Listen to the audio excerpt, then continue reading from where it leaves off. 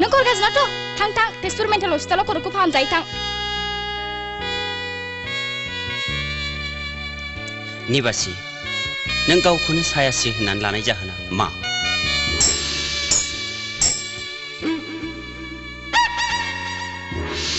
सिमां सिमां दरा खेवथ'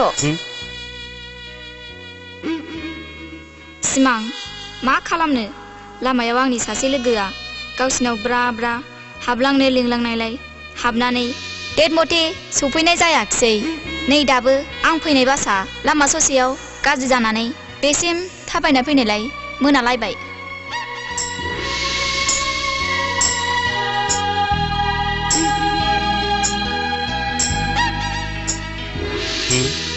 बेथ' निबासिथार। निबासि निबासि मानो थांखो? निबासि